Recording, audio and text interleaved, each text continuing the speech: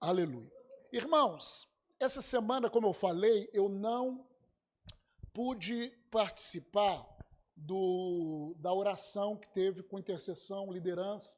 Se eu não me engano, eu vim aqui somente na quinta-feira. Foi quinta-feira?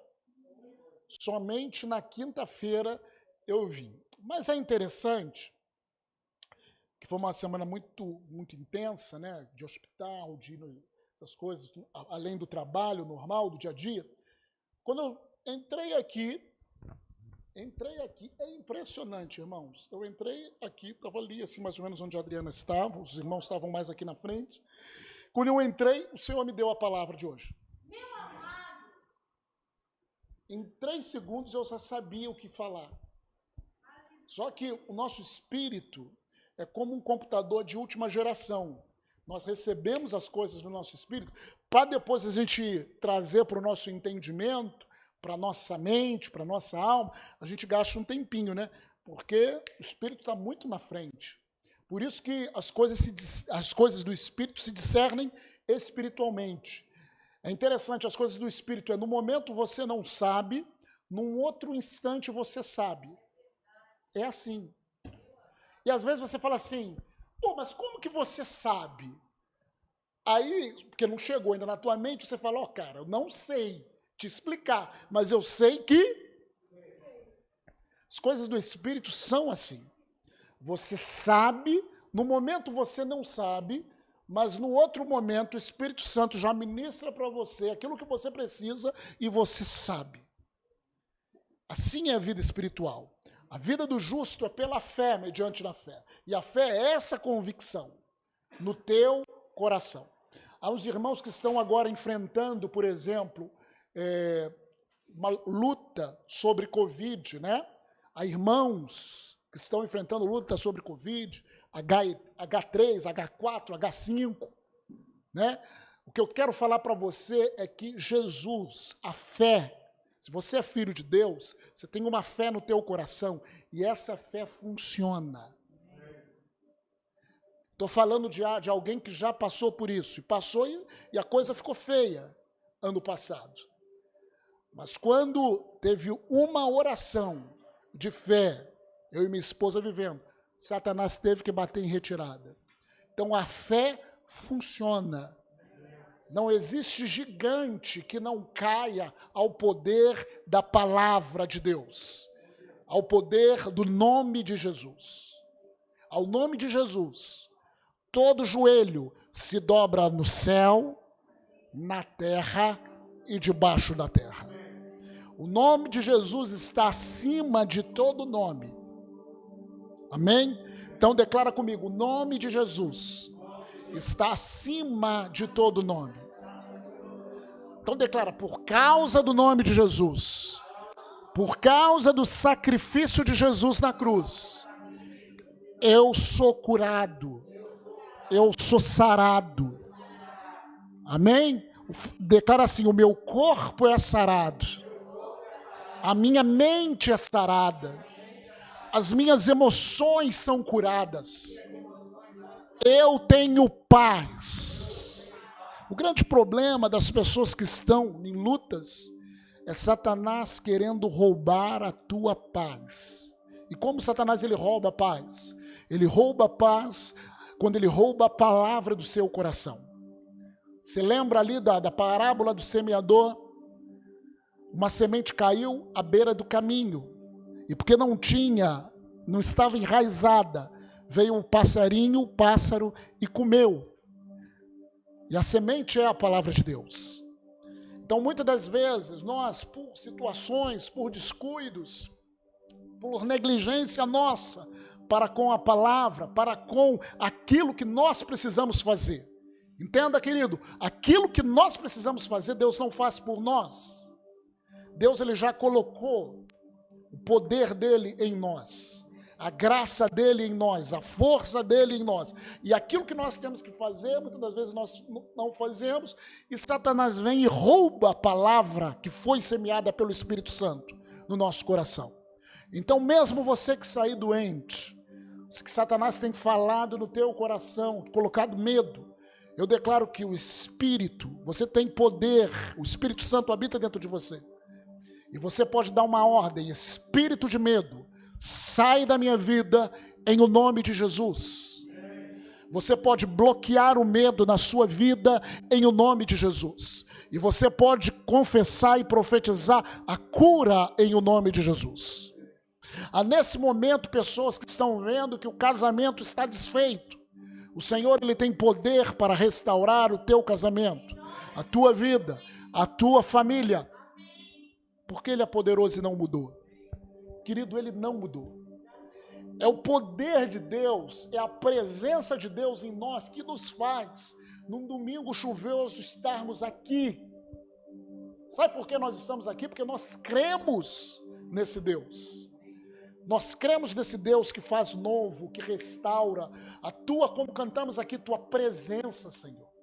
A cura, a paz, a plena alegria na tua presença.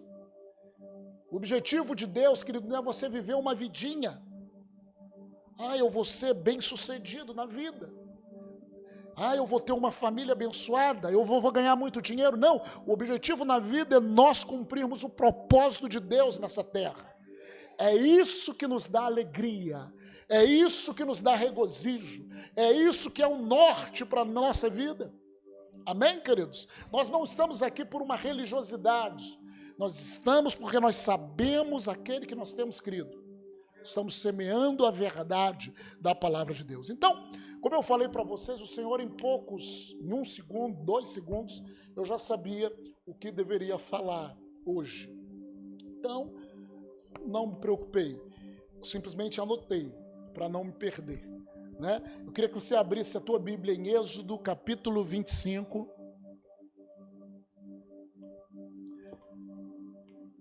Êxodo 25.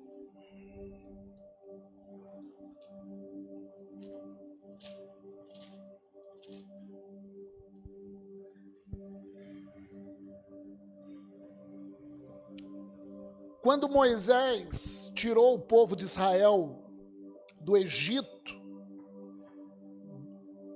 de um tempo de escravidão, Moisés chegou para Faraó e falou: olha, liberta o meu povo para que ele possa adorar ao Senhor lá no deserto. E Moisés, o povo estava indo para a terra prometida, e lá no deserto Moisés recebeu de Deus algumas orientações para o povo. E uma delas era que Deus queria habitar no meio do povo. Sempre foi o propósito de Deus. Desde o começo, quando Deus criou Adão e Eva, ele vinha na viração do dia ter comunhão com Adão e Eva. Então, desde o começo, Deus queria ter comunhão com o ser humano. Só que Adão pecou. Quando Deus libertou o povo de Israel através de Moisés, Deus queria ter comunhão com o povo.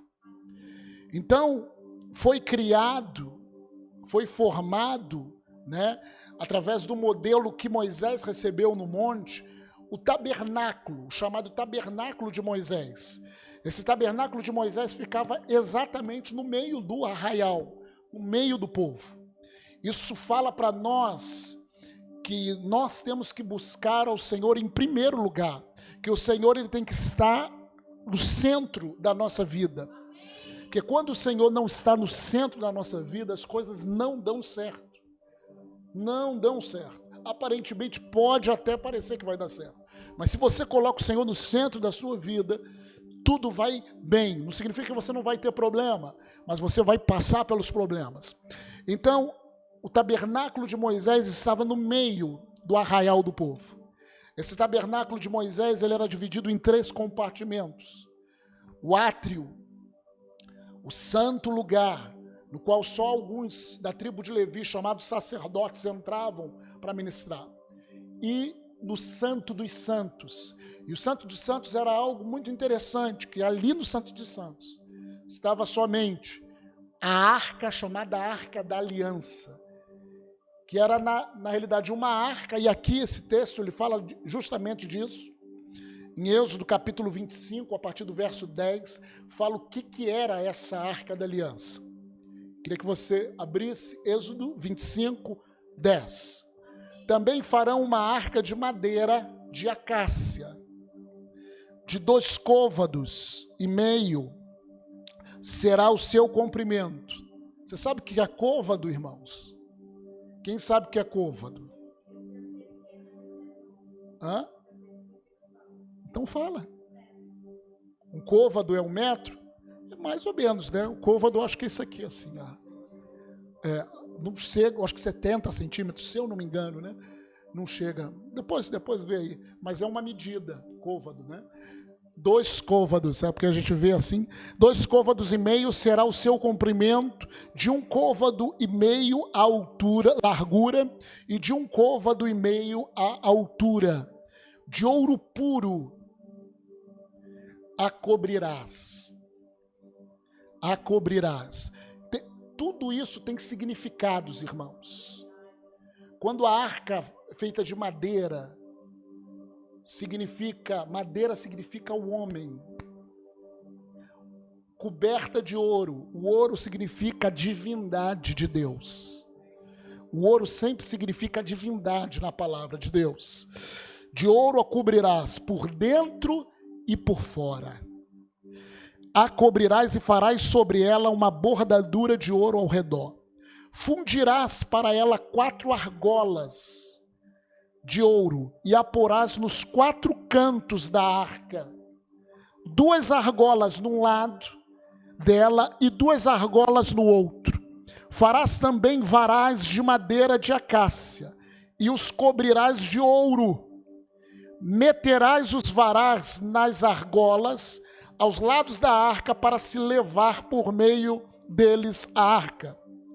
Os varais ficarão nas argolas da arca e não se retirarão dela, e porás na arca o testemunho que eu te darei. Na realidade, Moisés colocou a lei que ele recebeu de Deus. Aí no versículo 17 fala da cobertura da arca, chamada propiciatório, que era feito de 2 querubins de ouro batido um de frente para o outro. Aí no verso 22 ele fala assim: ali virei a ti, e de cima do propiciatório, no meio dos 2 querubins que estão sobre a arca do testemunho, falarei contigo acerca de tudo o que eu ordenar aos filhos de Israel. Amém? Então, queridos, a arca da aliança era um objeto, assim, eu estou vendo o púlpito aqui, era um objeto mais ou menos assim.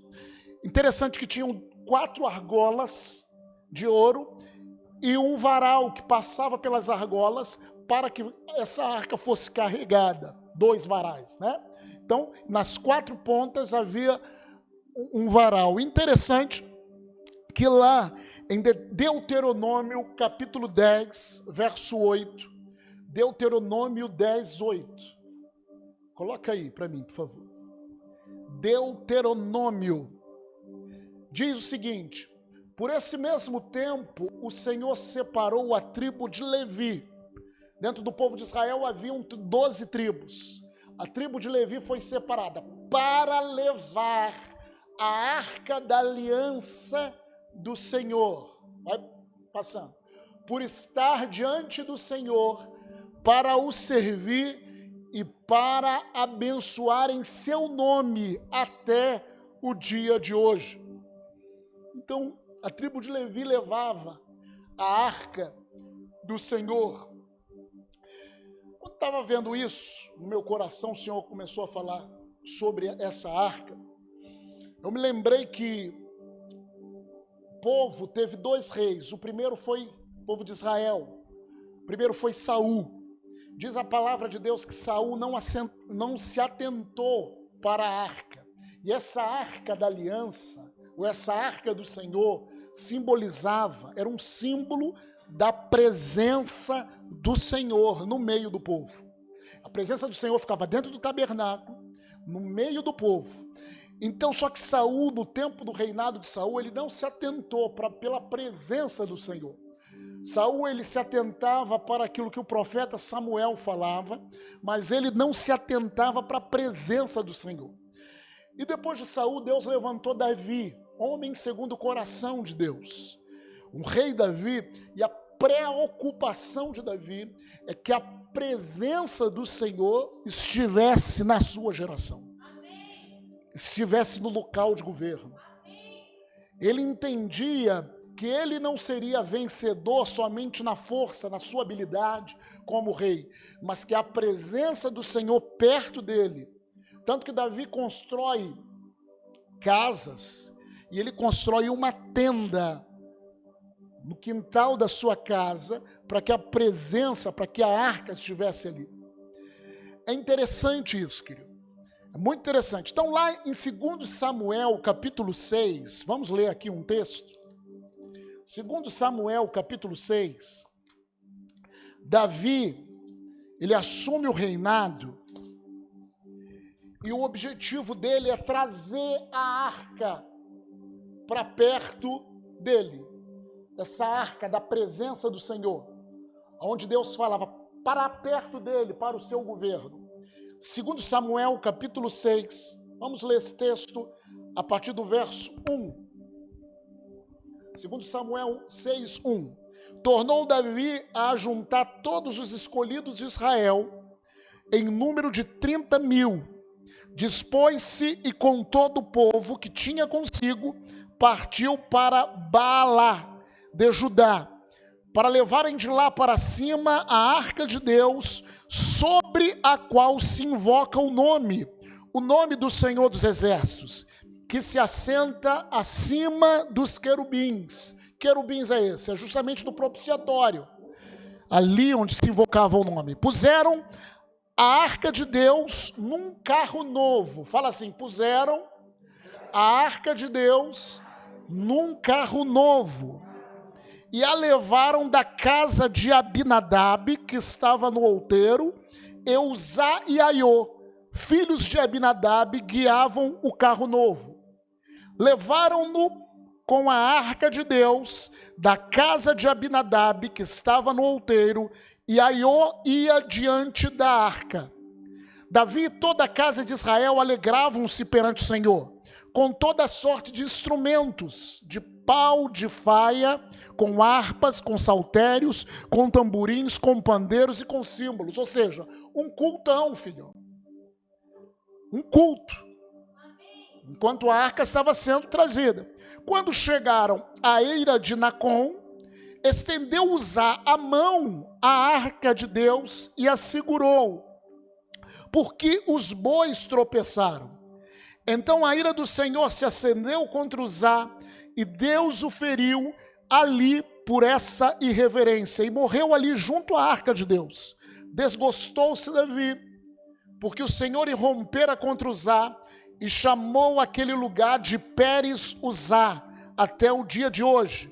Temeu Davi ao Senhor naquele dia, e disse, como virá a minha arca do Senhor? Não quis Davi retirar para junto de si a arca do Senhor, para a cidade de Davi, mas a fez levar à casa de Obed-edom, o geteu. Ficou a arca do Senhor em casa de Obed-edom, o geteu, 3 meses, e o Senhor o abençoou e toda a sua casa. Entenda, Davi, ele tinha um coração para com Deus, ele tinha uma boa intenção de trazer a presença do Senhor para o centro do governo, da sua geração. Só que o reino de Deus, meu irmão e minha irmã, ele não é feito de boas intenções. O reino de Deus é feito de acordo com a palavra de Deus. O reino de Deus, ele é feito de acordo de um coração que obedece à palavra de Deus. Só que nesse momento Davi, ele foi disperso, ele não tinha um conhecimento total daquilo que ele estava fazendo. Ele tinha até um coração bom, ele queria trazer a arca para o seu governo. Só que em vez dele fazer da maneira certa, ele pegou, isso que me chamou a atenção, um carro novo.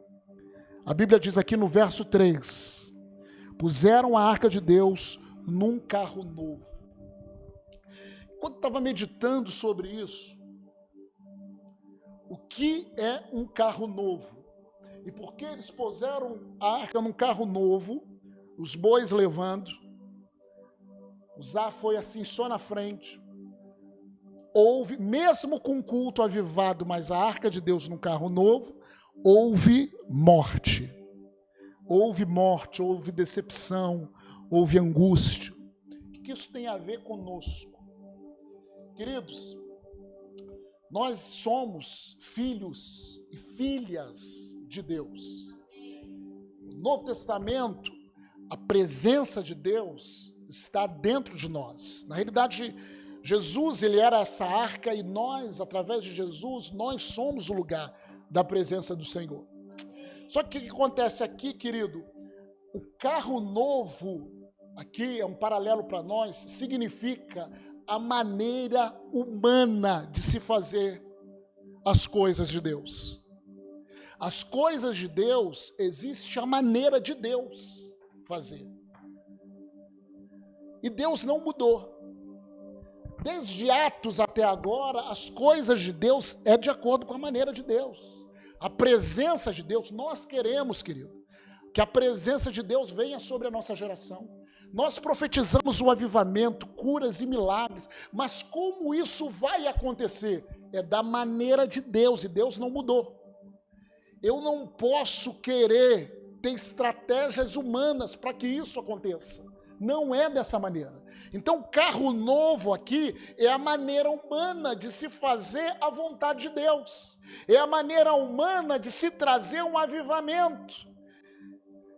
A estratégia humana para fazer a obra de Deus é tirar a responsabilidade do pessoal. Por que do pessoal? Porque essa arca, nós vamos descobrir que ela não poderia ser colocada num carro de boi. Quem deveria carregar a arca, lembra que tinha dos 4 cantos da arca, tinha argolas e tinha uma vara de ouro, que era colocado, que passava pela essa arca. Por quê? Porque 4 sacerdotes levitas tinham que levar essa arca nos ombros. Então eu colocar um carro novo, para que esse carro novo conduza a arca, é tirar a responsabilidade do pessoal para colocar a responsabilidade na estratégia humana. E não dá certo, irmãos. Isso dá certo só um certo tempo. Ah, mas tem louvor, tem adoração, olha, mas não dá certo. Queridos, nós temos profetizado um avivamento nas nossas vidas, aqui na igreja local, na vida dos irmãos. Mas, primeiro, nós precisamos trazer a presença de Deus nesse lugar. Só que como que vamos fazer? Não com estratégias humanas. Ainda que o Senhor coloque no nosso coração a estratégia dele, mas a nossa estratégia humana não funciona, querido. A responsabilidade de trazer a presença é pessoal. Por isso, que se nós não tivermos uma vida com Deus, querido, vai mais cedo ou mais tarde a morte vai bater na porta. A frustração vai vir, porque é a vida com Deus que traz a presença de Deus, meu irmão. Deus não mudou. Ah, mas com um carro novo é mais rápido.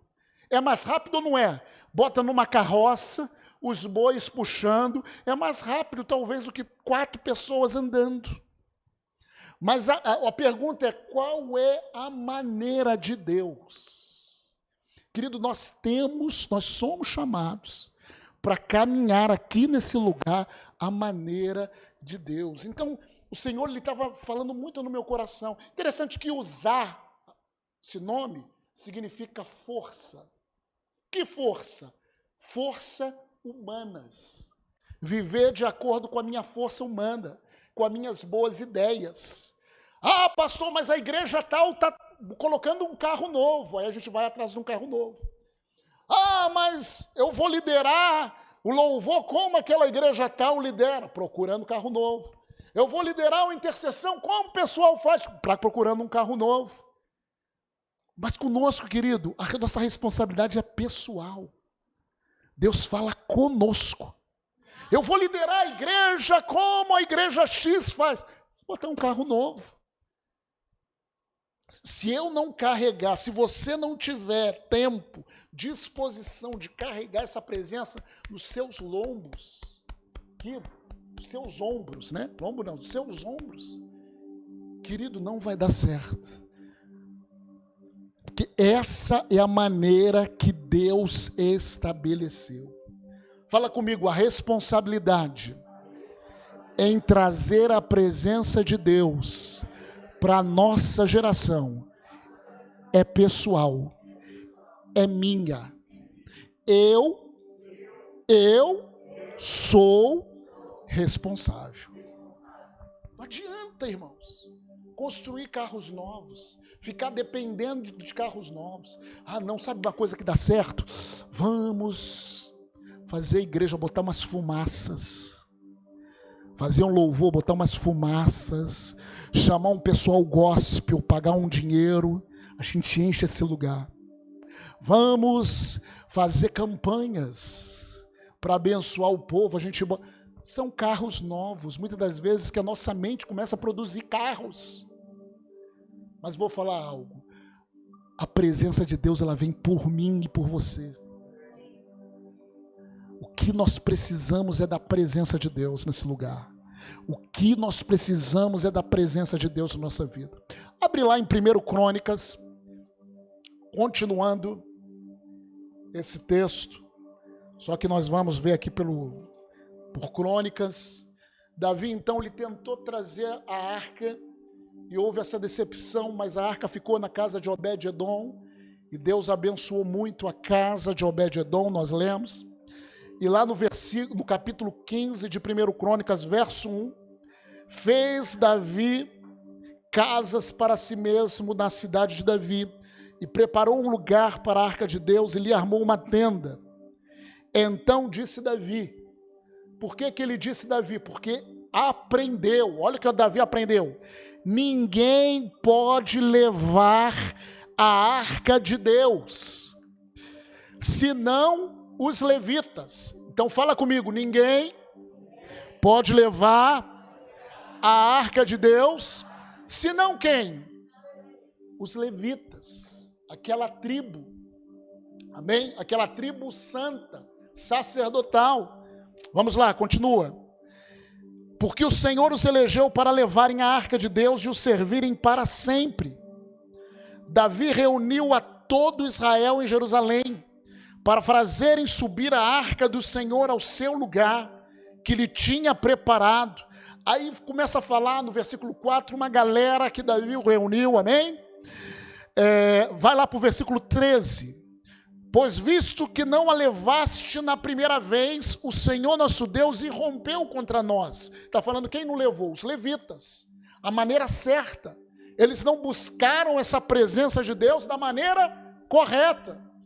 Eles buscaram através de mentalidades humanas. Não buscaram da maneira certa. Versículo 13. Pois visto que não a levasse na primeira vez, o Senhor, nosso Deus, irrompeu contra nós. Por que então não o buscamos segundo nos fora ordenado? Ah, mas eu estou buscando a presença de Deus. Do teu jeito, filhão. Fazendo aquilo que você continua fazendo. Não, temos que buscar segundo nos é ordenado, segundo a palavra de Deus, para nós aqui, amém? Aí verso 14, santificaram-se, pois separaram-se os sacerdotes e levitas, para fazerem subir a arca do Senhor, Deus de Israel. Os filhos dos levitas trouxeram a arca de Deus, como? Aos ombros, pelas varas que nela estavam, como Moisés tinha ordenado segundo a palavra do Senhor. Quando eles fizeram isso, a coisa deu certo. É interessante que você vai lendo, eles foram fazendo isso de uma maneira devagar, passo a passo. Davi ia sacrificando, aquele tempo ia sacrificando. Na realidade, eles passavam, a cada passo que eles davam, se eu não me engano, a cada 6 passos, deixa eu ler para não falar aqui.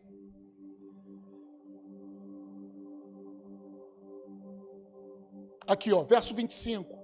Foram Davi os anciãos de Israel e os capitães de milhares para fazerem subir com alegria a arca da aliança do Senhor na casa de Obed-edom, tendo Deus ajudado os levitas. Então, porque eles, ó, querido, isso é tremendo. Quando nós trazemos a presença de Deus da maneira com que é nos ordenado, Deus, ele nos ajuda. Porque é vontade de Deus que a presença dele esteja no nosso meio, na nossa geração. Tendo Deus ajudado os levitas que levavam a arca da aliança do Senhor, ofereceram em sacrifício 7 novilhos e 7 carneiros. Davi ia vestido de um manto de linho fino, como também todos os levitas que levaram a arca e os cantores. Aquenanias, chefe dos que levavam a arca dos cantores. Davi vestia também uma estola sacerdotal de linho. Assim, todo Israel fez subir com júbilo a arca da aliança do Senhor ao som de clarins, de trombetas e de símbolos, fazendo ressoar alaúdes e harpas. Aleluia. Então, queridos, eles iam sacrificando. Há um texto aqui que eu acho que não está aqui. Depois a pastora Adriana me ajuda aí. Mas a cada 6 passos que eles davam, eles sacrificavam. 6 passos eles sacrificavam. Por que isso, pastor? 6 é o número do homem. Porque o homem não pode trazer a presença de Deus. Achou? Então, a cada 6 passos que davam, ou seja, eu estou caminhando como homem, tinha que sacrificar. Porque na realidade o homem não pode trazer a presença de Deus. E esse sacrifício era um cordeiro. Era um novilho. Ou seja, na realidade os levitas, eles caminhavam sobre o sangue. Amém? Se a cada 6 passos sacrificavam e na frente, imagina, você está caminhando, andando sobre o... Isso é um símbolo de Jesus. Jesus, ele é o Cordeiro de Deus que tira o pecado do mundo. Na realidade, quando nós fazemos as coisas da maneira de Deus, nós estamos caminhando, não na nossa justiça.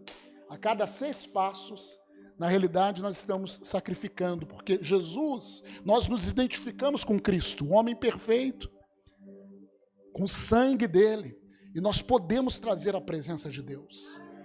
Então, querido, o objetivo de Deus era que eles trouxessem a arca de acordo com o que Deus ordenara. Então, quando eu cheguei aqui na quinta-feira, estávamos orando e Deus falou assim, fala com eles.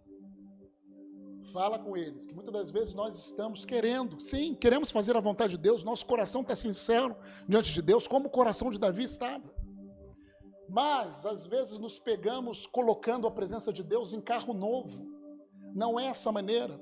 E às vezes as coisas não dão certo porque não fazemos de acordo com o que Deus fala. Nós temos que carregar. A responsabilidade da presença de Deus é pessoal. Não é uma estrutura. Em 1999, mais ou menos, quando começou os encontros de Deus, eu participei de encontros, das células, dos encontros. É uma estratégia benção.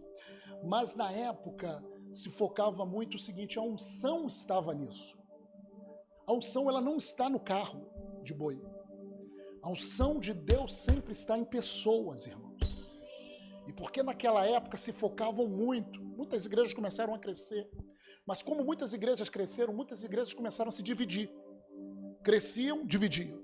Cresciam, dividiam. Porque achavam que a unção era a forma, era o carro novo. E a unção não é a estrutura, o carro novo. A unção, a presença de Deus, quem carrega é o levita. É a pessoa, é o homem, é nós, o homem, o filho, a filha de Deus que nos consagramos. A responsabilidade de trazer a presença de Deus nesse lugar é tua, é pessoal, é dia a dia, é passo a passo. A cada passo eu preciso do sangue. A cada passo que eu dou, eu preciso do sangue do Senhor. Isso fala de uma vida de comunhão com Deus. Isso fala de uma vida rendida aos pés do Senhor. E nós precisamos disso. palavra que Deus me deu, nós vamos combater combates da fé. Esse ano não vai ser fácil. Deus deu ali. Depois de uma semana, irmãos, eu tenho passado lutas, mas uma semana eu olhei aqui, hoje no ensaio, cadê o pessoal? Veio a Covid, tá pegando um, tá pegando o outro. Batalha da fé. Mas, querido, nós vencemos pelo sangue.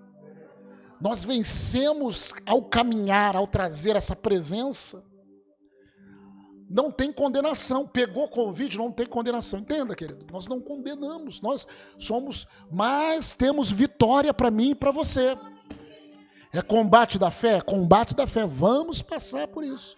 Só que aonde que está a nossa vitória? Trazendo a presença de Deus para o governo desse lugar. Não basta ter carros novos, uma estrutura. Nós temos que trazer a presença de Deus para esse lugar.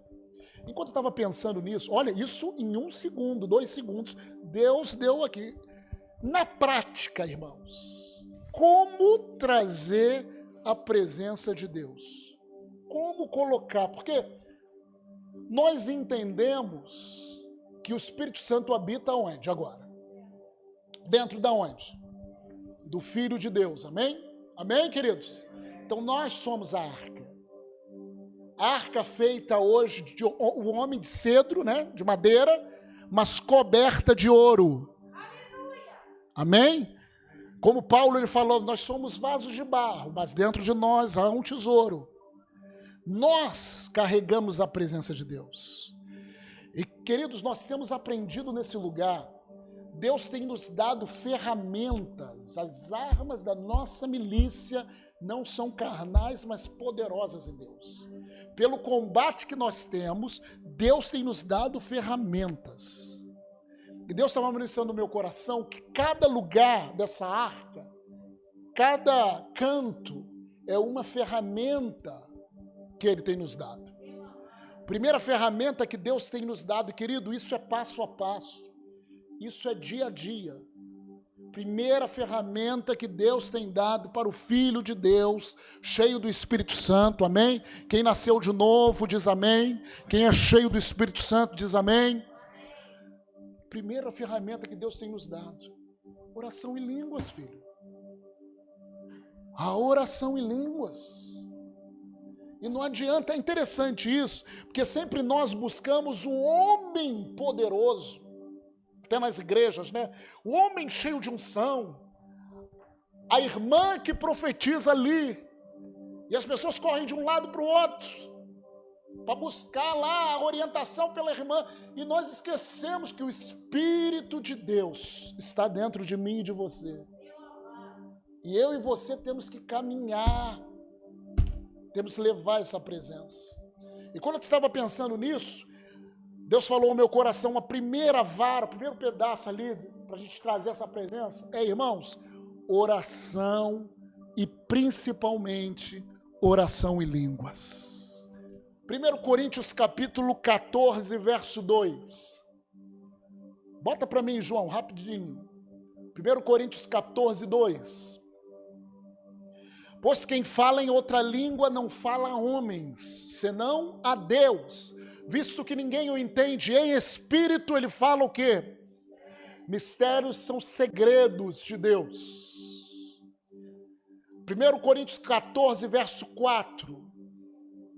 O que fala em outra língua a si mesmo se edifica, se fortalece. Aleluia! 1 Coríntios capítulo 14, verso 14. O que fala em outra língua, porque se eu orar em outra língua, o meu espírito ora de fato, a minha mente fica infrutífera, mas o meu espírito ora de fato. Aí a continuação disso, o que eu vou fazer? Orarei com o espírito e orarei com a minha mente, com o meu entendimento. Porque quando a gente ora no espírito, nós recebemos revelação de Deus, daquilo que nós temos que orar com a mente. Aleluia! 1 Coríntios 14, 18. 1 Coríntios 14, 18, dou graças a Deus. Isso foi Paulo falando. Porque eu falo em outras línguas, mais do que todos vós. Paulo estava falando o seguinte, que ele passava tempo, querido, orando em línguas. Paulo era um apóstolo, que ele ia em várias cidades para pregar o evangelho. E enquanto ele ia, querido, ele estava lá,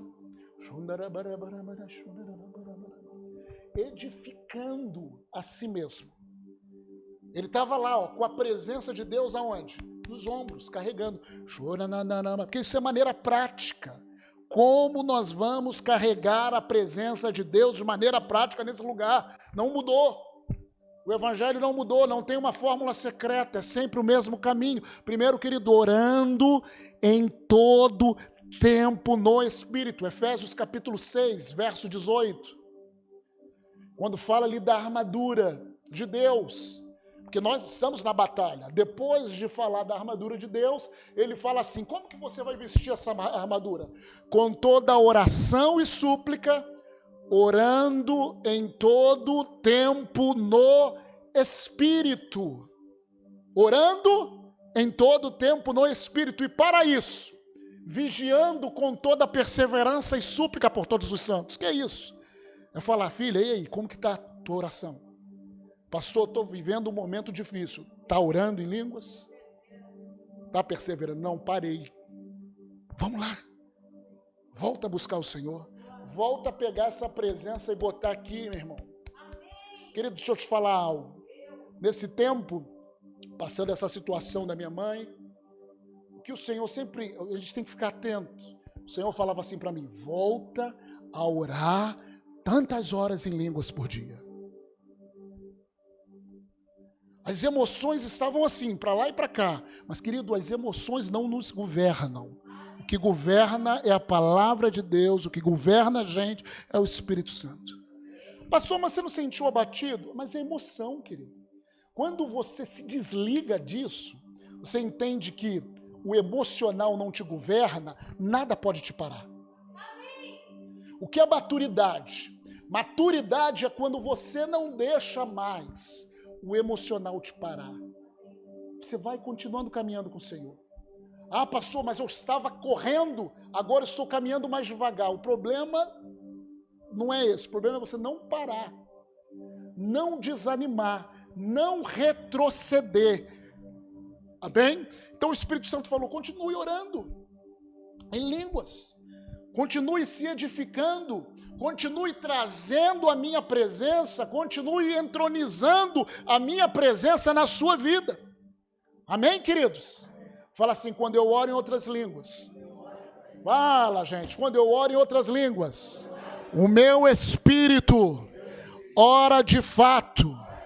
Mas pastor, e quando eu não sei como orar? Romanos capítulo 8, verso 26 e 27. Romanos 8, 26 e 27. Também o Espírito, semelhantemente, nos assiste ou nos ajuda em nossa fraqueza. Olha o que o Espírito Santo falou comigo. Porque não sabemos orar como convém. Presta atenção, querido. Quando nós estamos sentindo fraco nas nossas emoções, estamos vivendo uma batalha, o emocional se confunde com a coisa e você não sabe nem como orar. É nesse momento que o Espírito intercede, e no original, aqui está por nós, mas no original é conosco, de uma maneira sobremaneira, com gemidos inexprimíveis. No original essa palavra é palavras articuladas não na nossa língua. No original, esses gemidos inexprimíveis significa palavras não articuladas na nossa língua de origem. Que palavras são essas? Oração em línguas. O Espírito Santo ele te dá essa capacidade para todo aquele que crer, amém, queridos? Para que eu e você, em momentos de fraqueza, nós saibamos orar como convém. Querido, funciona. É assim que nós trazemos a presença de Deus, não mudou. Enquanto eu estava meditando, o Senhor estava falando sobre isso. Outra coisa que o Senhor falou, que eu falo que é a segunda ponta da vara, para trazer a presença de Deus, que não mudou, que não ficou assim caquético. Não tem uma nova moda para trazer a presença de Deus. A segundo instrumento, ferramenta, que o Espírito Santo falou é meditação e confissão da palavra. Não mudou, irmãos. Não mudou. Quando Deus ele falou para Josué, Josué era um garoto que ficava olhando para Moisés, admirava Moisés, seguia Moisés, queria ser como Moisés, aquilo estava no coração dele.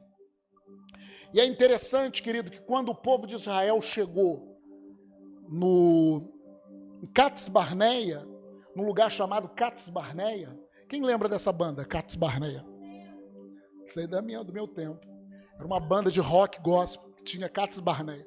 Quando chegou em Cades Barneia, Deus pegou os 12 espias e mandou dar uma olhada lá na terra prometida. Eram os 12 príncipes de cada tribo. E quando eles foram dar uma olhada na terra prometida, para ver a terra prometida lá, porque e eles trouxeram um relatório. 10 trouxeram um relatório seguinte: olha, a terra tem gigante. Não, a terra é boa, mana leite e mel, frutos grandões eles trouxeram, mas tem gigantes, nós não vamos conseguir. Só que a palavra de Deus falou, já tinha falado, que eles iam possuir a terra. E Josué e Caleb, por Josué escutar a palavra, por escutar Moisés, escutar os sacerdotes, Caleb chegou, eia, não, peraí, nós vamos possuir isso aí, e eles vão ser para nós como pão, esses gigantes nós vamos vencê-los. Eles falaram segundo a palavra de Deus, segundo aquilo que Deus tinha falado. Só que o povo, como o ser humano é negativo, 10 influenciaram toda uma geração que morreu no deserto. Às vezes você escuta assim, não, a voz da maioria é a voz de... Quem disse? Ou a voz, não falei voz do povo, mas a maioria é a voz de Deus. Estamos numa democracia, a maioria... Querido, quem disse que a maioria nos leva para a vitória? Muitas das vezes você tem que lutar contra tudo aquilo que as pessoas falam e se firmar só no que Deus fala. Amém? Então Josué e Caleb, eles quase mataram Moisés e Josué e Caleb. Porém, toda aquela geração morreu. Por quê? Por não meditar na palavra, por não confessar a verdade, por não andar segundo a verdade. Toda uma geração de 20 anos para baixo, de 20 anos para cima, morreu. Morreu. E só Josué e Caleb chegaram. Então, querido, aí Deus chegou e falou assim para o começo lá em Josué capítulo 1, verso 8. Capítulo 1, verso 8. Josué capítulo 1, verso 8, meu irmão. Não cesses de falar. Aqui Josué já tinha entrado na terra prometida com outra geração. Aí Deus falou para Josué, levantou Josué como novo líder, não cesses de falar desse livro da lei, que era a palavra de Deus. Antes medita nele dia e noite. Presta atenção, querido, falar ou confessar a palavra e meditar na palavra, dia e noite. Continua. Para que tenhas cuidados de fazer segundo tudo quanto nele está escrito. Como que nós vamos ser praticantes da palavra? À medida que eu confesso a palavra, à medida que eu medito na palavra, Deus vai enchendo o meu coração de fé dessa verdade e eu vou me tornar um praticante. Segundo tudo quanto está escrito, então farás prosperar o seu caminho e serás bem-sucedido. Quem quer ter caminho próspero aí, ser bem-sucedido?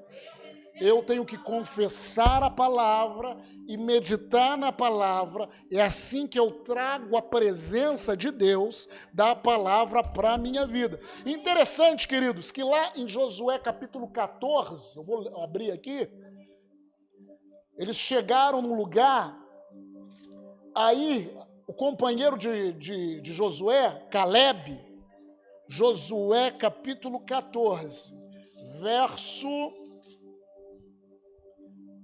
6. Eles chegaram lá, aí Caleb, ele falou assim, Chegaram, verso 6, chegaram os filhos de Judá a Josué em Gilgal, e Calebe, filho de Jefoné, o quenezeu, lhe disse: tu sabes o que o Senhor falou a Moisés, homem de Deus, lá em Cades Barneias, a respeito de mim e de ti.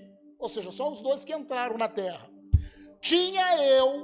Naquele tempo, tinha eu 40 anos, quando Moisés, servo do Senhor, me enviou de Cades Barneia para espiar a terra.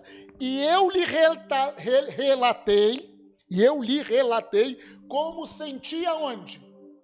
Não na mente, aquilo que ele tinha no coração, que era a palavra de Deus.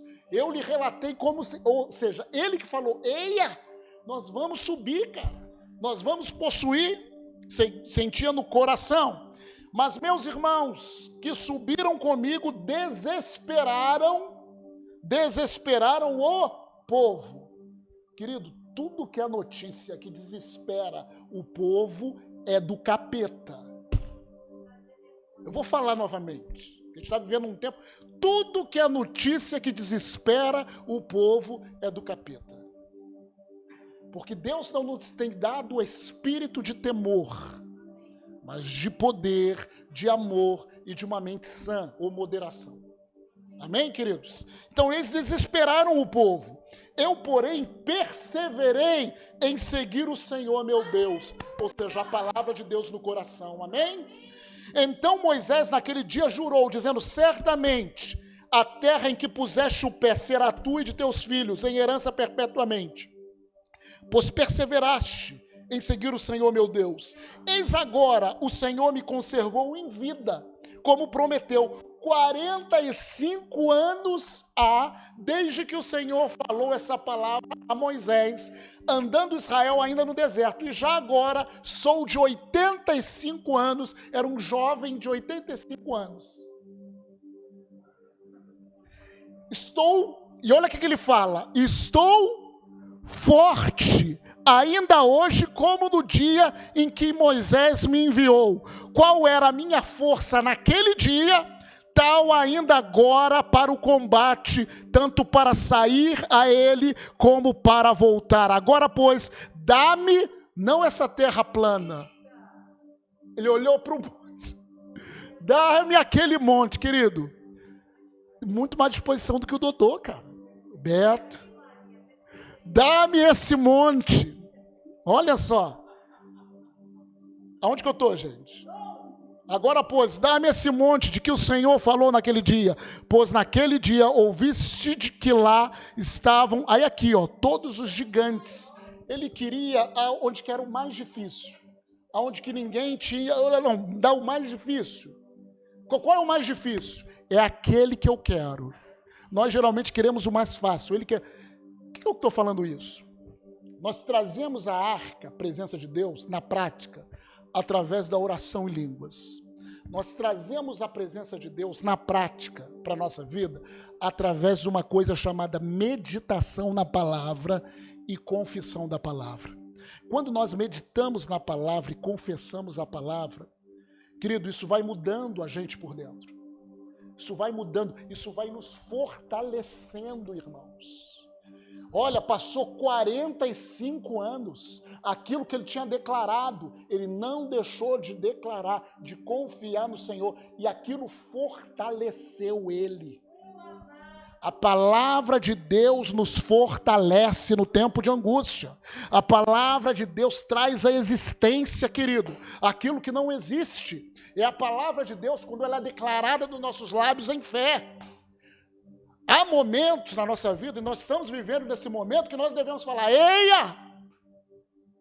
Chega! O que significa eia? Chega, diabo! Eu não aceito você fazendo essas diabices na minha saúde. Eu não aceito você fazendo essas diabices na minha família. Eu não aceito você fazendo diabices e assim vai, meu irmão. E você fala a palavra que está dentro de você, no seu coração, como Calebe falou. Então, quanto mais eu e você medita na palavra, como diz o Salmo 1, antes o seu prazer está na lei do Senhor, e na sua lei medita de dia e Ele é como árvore plantada junto aos ribeiros das águas, que no seu tempo devido dá o seu fruto. Então, querido, como nós trazemos a palavra de Deus, a presença de Deus para a nossa geração? Pela prática da oração em línguas. Segundo, pela prática da meditação na palavra. Pela prática da confissão na palavra. Querido, eu estou falando, eu vou reunir a liderança, vamos reunir. E nós vamos nos edificar uns aos outros através de oração em línguas e confissão da palavra. Porque Deus, nós estamos num tempo de batalha. É batalha da fé. E nós não vencemos na força do homem, na força de usar. Nós vencemos na força da palavra de Deus. Terceiro lugar que nós podemos trazer a arca do Senhor, através de uma coisa, não é a terceira vara, é a terceira ponta, né? Uma ponta, oração em línguas, outra ponta, meditação na palavra, outra ponta que nós temos que colocar no nosso ombro, louvor e adoração. Precisamos louvar e adorar ao Senhor. Precisamos ter uma vida que dá um basta, querido. Gente, às vezes nós queremos ter uma vida com Deus, louvando e adorando, mas ter uma vida com o mundo. Aí, querido, é complicado. Nós louvamos, adoramos a Deus, mas nós também queremos comer na comida do capeta. E quando eu estava pensando sobre louvor e adoração, existem vários exemplos. Certa vez o pastor Roberto falou aqui sobre Josafá, que teve uma luta. Josafá teve medo, buscou ao Senhor, e o Senhor falou o seguinte, era um povo mais numeroso do que ele, e o Senhor falou assim, coloca na frente os que lutam mais. Foi isso? O que Deus falou? Coloca na frente, não é assim que é, luta, batalha, um exército contra outro, quem vai na frente? Os mais? Só que os mais fortes para Deus era o pessoal da música, louvor e adoração. Bota o pessoal na frente, pessoal do louvor e da adoração, e começa a cantar, rendei graças ao Senhor, porque Ele é bom, e a sua misericórdia dura para sempre. Olha que estratégia, a nível humana, impensada. Então eles fizeram que o Senhor, creram no que o Senhor disse, colocaram a adoração, o louvor na frente, e é isso que significa. Eu estou vivendo um momento de dificuldade, eu coloco louvor, eu coloco adoração aonde? À frente.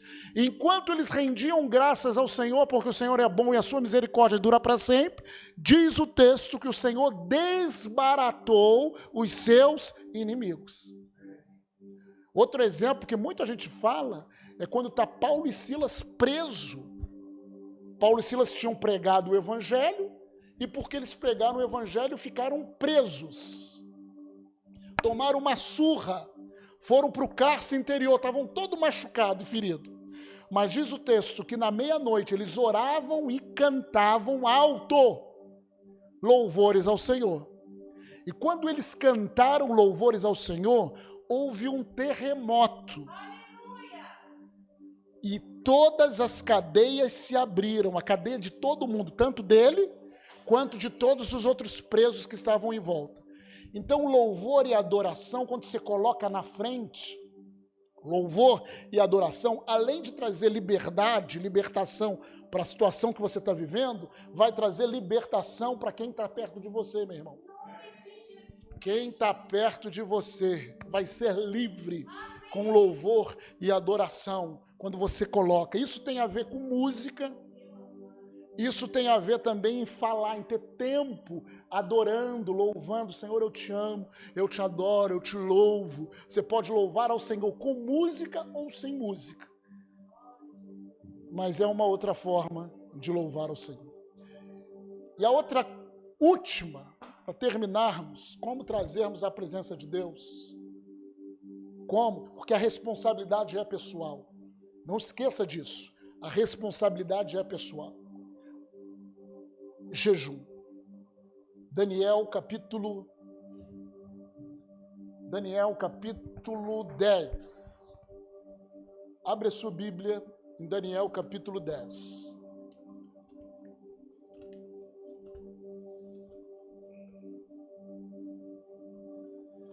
Aleluia! Abriu? Daniel capítulo 10, verso de 1 a 3. Bota aí para mim, por favor. Capítulo 10, verso de 1 a 3. Você pode acompanhar daqui, ó. De 1 a 3, tá? No terceiro ano de Ciro, rei da Pérsia, foi revelada uma palavra a Daniel, cujo nome é Beltesazar. A palavra era verdadeira e envolvia grande conflito. Ele entendeu a palavra e teve a inteligência da visão. Verso 2, naqueles dias eu, Daniel, pranteei durante 3 semanas. 3 semanas, 7, 14, 21 dias. 3 semanas, manjar desejável não comi, nem carne, nem vinho entraram na minha boca, nem me ungi com óleo algum, até que passaram as 3 semanas inteiras. Ou seja, ele entrou num processo chamado jejum, um processo de consagração. Daniel, ele jejuava, ele tinha uma vida regrada nisso. Agora, abre ali, lá no verso 12. Aí o Senhor responde a ele. Aí o anjo de Deus aparece para ele e fala o seguinte: então me disse, não temas, Daniel, porque desde o quantos dias ele ficou? 21. Mas desde o primeiro dia em que aplicaste o coração a compreender e a humilhar-te. Essa palavra humilhar-te significa jejum, justamente a jejum. Eles jejuavam, eles se vestiam de pano de saco também. Isso era um costume do povo. Que aplicaste o teu coração a compreender e a humilhar-te perante o teu Deus, foram ouvidas as tuas palavras, e por causa das tuas palavras é que eu vim. Então, querido, o jejum, ele fecha essa maneira pessoal de trazer a presença ou a arca de Deus aqui, para a nossa igreja, para a nossa geração. Então, querido, quando eu estava meditando, isso foi em alguns segundos, quando a gente estava orando aqui, o Senhor falou, fala para eles, se nós queremos realmente cumprir o propósito de Deus, essa busca, esse trazer a presença de Deus, começa no pessoal. Não adianta. Você vai ter que pagar o preço de oração, orar muito em línguas. Você vai ter que pagar o preço de confessar a palavra, de meditar na palavra, de renovar a tua mente pela palavra. Isso é pessoal. Você vai ter que pagar o preço de louvar e adorar ao Senhor. Louvar e adorar, mesmo quando você não tem vontade. Que às vezes você tem vontade, amém? Às vezes você não tem, mas você tem que pagar o preço. Não, eu estou caminhando, ainda que passos de homem, mas debaixo do sangue de Jesus. Eu estou, qual é a minha função? Eu estou levando a presença de Deus para a minha geração. E eu e você, mesmo como, pensa numa pessoa que não gosta de jejuar, eu não gosto. Fala assim, na minha carne eu não gosto. Eu sinto dor de cabeça. É assim contigo? Quando eu vou jejuar, dor de cabeça, mal-estar, meu Deus. Mas nós lemos aqui, por causa da humilhação de Daniel, no primeiro dia, eu ouvi, por causa das tuas palavras, eu vim. O jejum, ele mortifica a minha carne, que quer governar sobre o meu espírito. Amém? Igreja, é tempo da gente trazer a presença de Deus para a nossa vida, nesse lugar, nessa geração, nesse ano de batalha. Esse ano é um ano do bom combate. Começou o ano a todo vapor, de combate. Deus, ele fala que esse combate é bom, mas é um combate da fé. Então como que você vai vencer? Ore mais em línguas. Medite, confesse na palavra. Louve e adore ao Senhor. E jejue.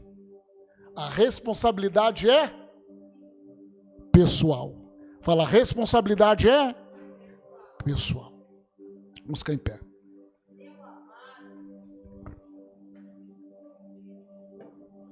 Queria que você colocasse a tua vida diante do Senhor.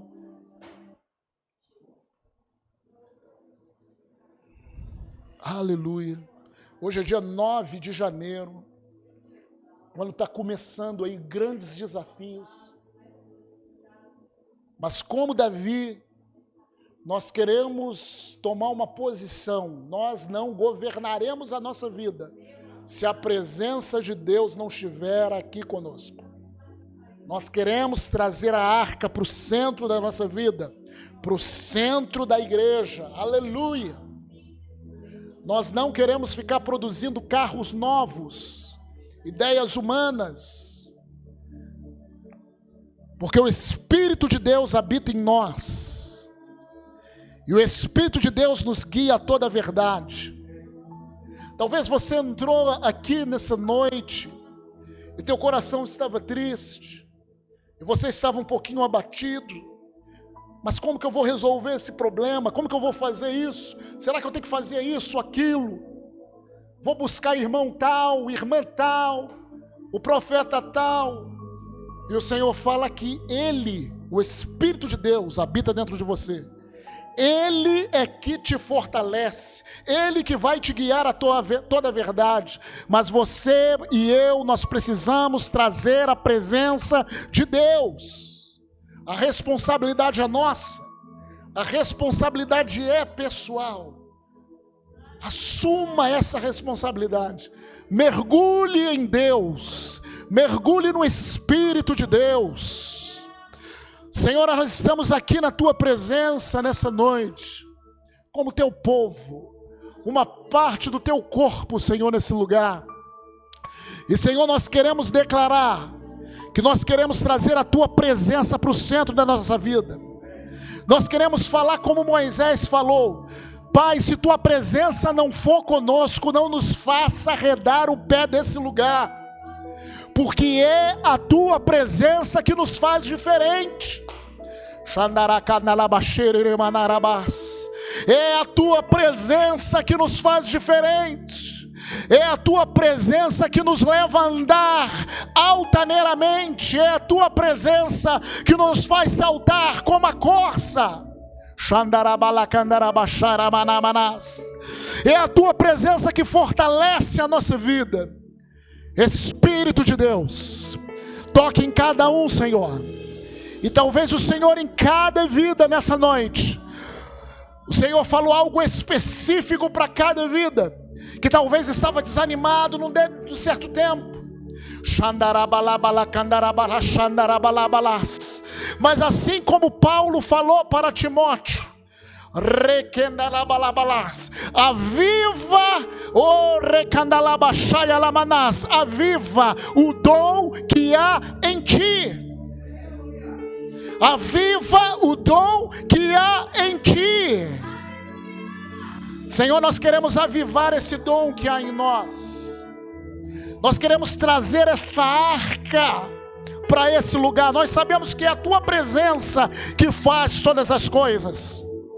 É a Tua presença que faz o pecador se converter. É a Tua presença que traz a cura. É a Tua presença que traz a transformação. É a Tua presença que traz a mudança necessária. É a Tua presença. Em Tua presença, Senhor. Em Tua presença eu seguro estou.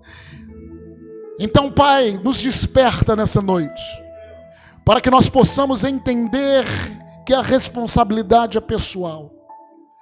Nós temos sim que animar uns aos outros, vigiar uns com os outros, mas o Senhor está preparando um exército nesse lugar, um exército de pessoas que andam no Espírito. Pai, em nome de Jesus, vem com Tua graça e com Teu Espírito sobre esse lugar, sobre os meus irmãos, sobre as minhas irmãs. Revela para cada um deles as ferramentas, as armas que o Senhor tem dado, que são espirituais e que funcionam. Nós Te louvamos, nós Te agradecemos, em o nome do Senhor Jesus. Amém? Amém, irmãos? Aleluia.